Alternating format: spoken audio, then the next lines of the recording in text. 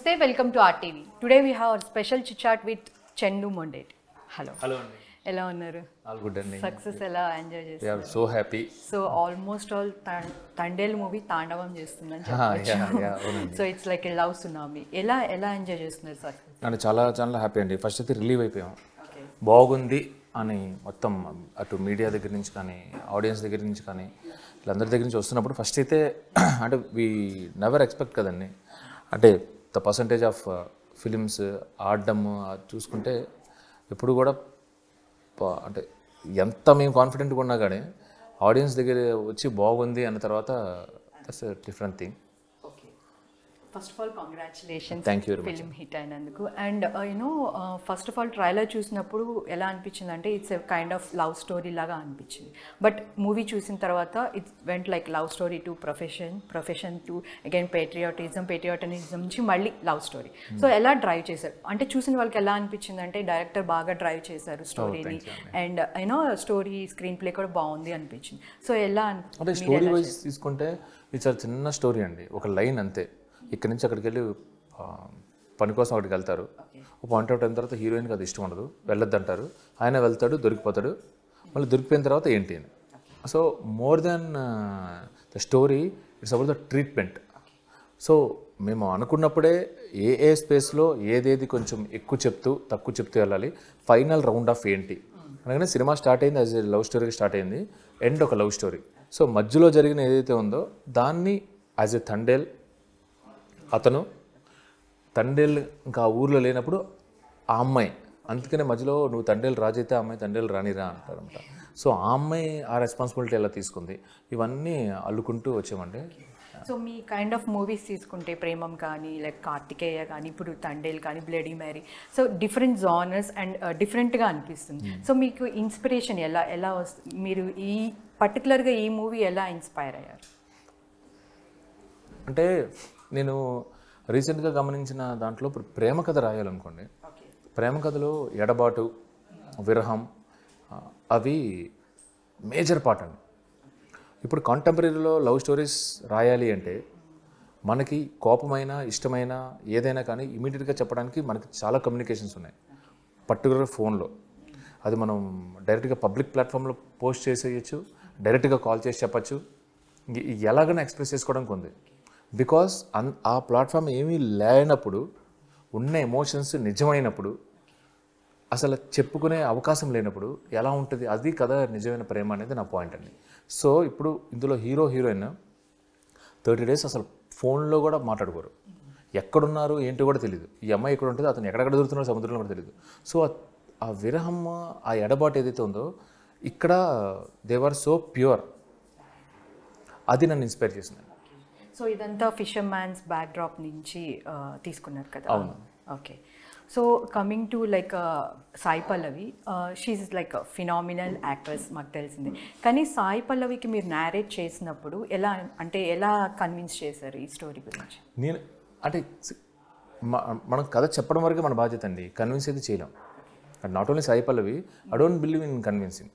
ఎవరికైనా ఒక కథ చెప్పినప్పుడు అంటే what point she particularly like, అంటే ఈ మూవీలో తనకి ఏం నచ్చింది అంటే మీకు ఎప్పుడైనా తన క్యారెక్టర్ నచ్చింది, ఓవరాల్ కథ నచ్చింది, తన క్యారెక్టర్ ఆర్క్ కూడా బాగా నచ్చింది. ఇనీషియల్గా తన భయం కరెక్టే, తన బెంగ కరెక్టే, వాడిని వెళ్ళొద్దు అనడం కూడా కరెక్టే.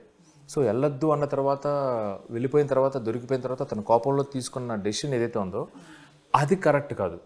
సో దాని ద్వారా తను ఎంత బాధ పెట్టాను అనే ఆ గిల్ట్ తర్వాత అమ్మాయి చూపించిందంటే she has so much scope to perform. ఈ స్టోరీలోనూ ఉంది, తన క్యారెక్టర్లో ఉందని తను గ్రహించింది.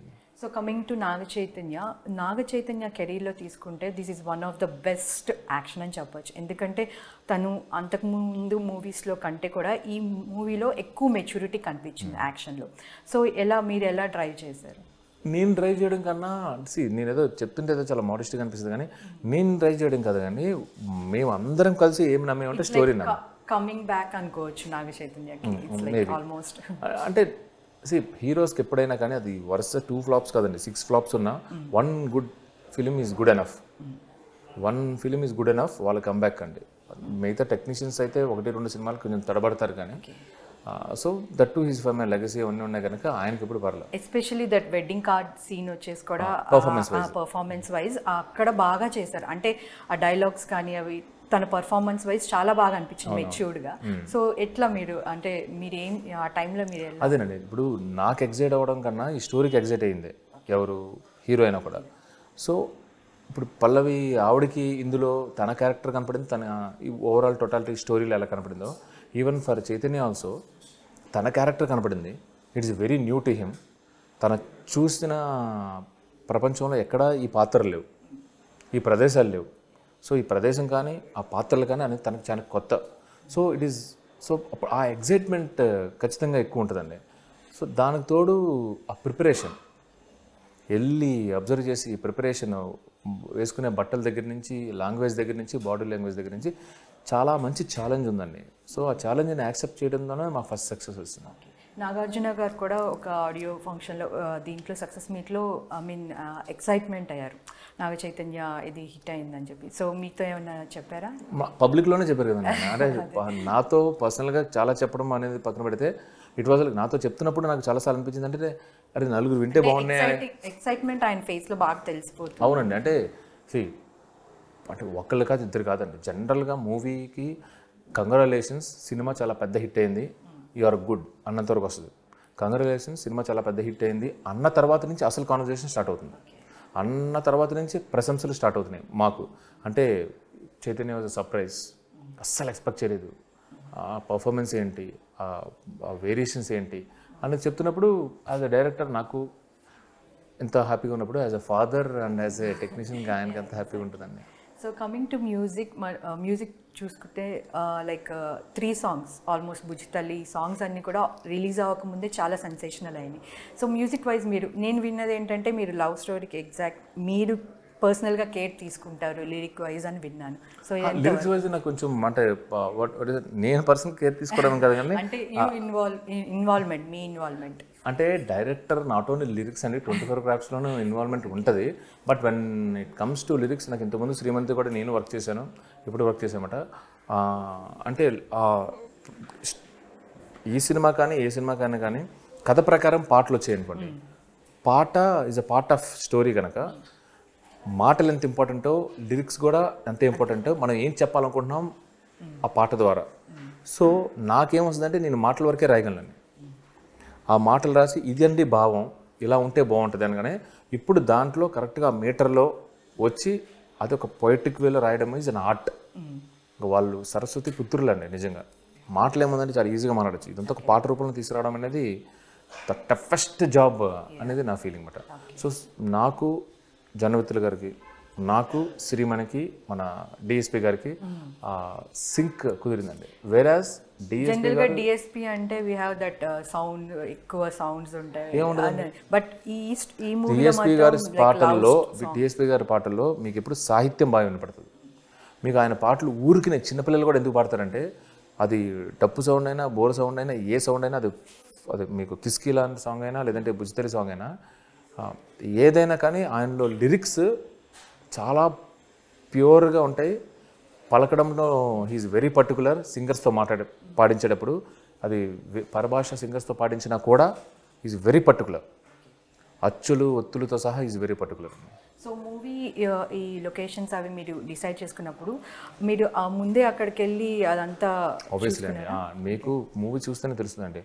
మా డైరెక్టర్ నాగేంద్ర కానీ, మా డిఓపి శ్యామ్దత్ కానీ, ఎందుకంటే విజువల్ లైక్ పర్ఫార్మెన్స్ అది కూడా చాలా బాగుంది. అవునండి, చాలా బాగుంది. అంటే వీఆర్ వెరీ పర్టికులర్. ఎందుకంటే ఇప్పుడు ఇందులో చూపించే ప్రదేశాలు చాలా కొత్త ప్రదేశాలు అండి, మనకి జనరల్గా పరిచయం లేని ప్రదేశాలు. మనం బీచ్కి వెళ్తాం అంతే, అంతవరకే మనకి పరిచయం. ఆ బీచ్ పక్కన ఎప్పుడైనా కొంచెం వెళ్తే వాళ్ళు మత్స్యకారులు ఉంటారు అంతే, అంతవరకే మనకు పరిచయం. బట్ వాళ్ళ జీవితంలోకి వెళ్ళాలి అంటే మాత్రం వాళ్ళ ఊర్లోకి వెళ్ళాలండి. సో ఫ్యూచర్లో నాకు ఈ హీరోతో వర్క్ చేయాలి అంటే ఏ హీరో చెప్తారు? ఒక్కరు కాదండి, అంటే నాకు అంటే ఏ హీరోకి ఆ హీరోకి ఒక ఎగ్జైట్మెంట్ ఉంటుంది. నాకు జనరల్గా ఇప్పుడు నేను ఏదైనా చూస్తున్నప్పుడు, సింహాద్రి చూసినప్పుడు ఎన్టీఆర్ అనిపిస్తుంది, ఒక్కడు చూసినప్పుడు మహేష్ బాబు అనిపిస్తుంది. ఆయన తర్వాత నా బేసిక్గా ఆమె ఫ్యాన్ ఆఫ్ నాగార్జున గారు. సో అలా ఒక హీరో ఏమైనా ప్లాన్ చేస్తున్నారా? ఇంతకుముందు ప్లాన్ ఉండేదండి. We're looking for a good story right now.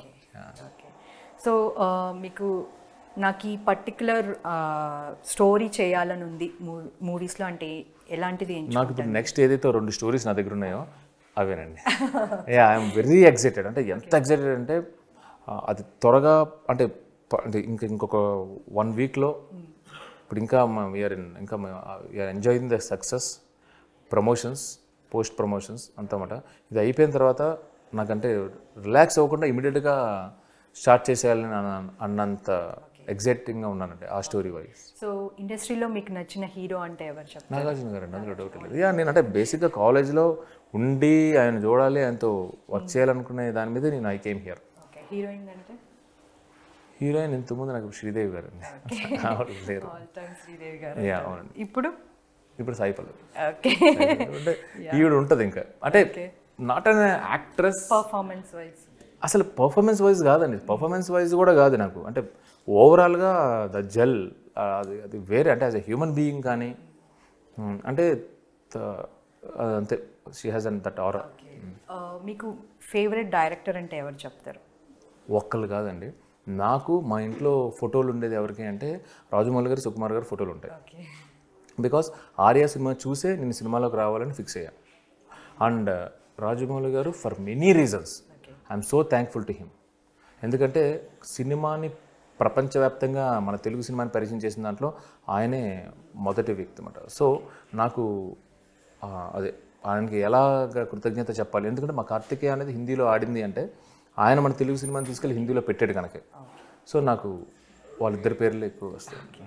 Once again, congratulations for your movie success and all the best for your future projects. Thank you. మరిన్ని videos కోసం channel ని subscribe చేయండి. Latest updates కోసం WhatsApp channel ని follow అవ్వండి. And link description లో ఉంది.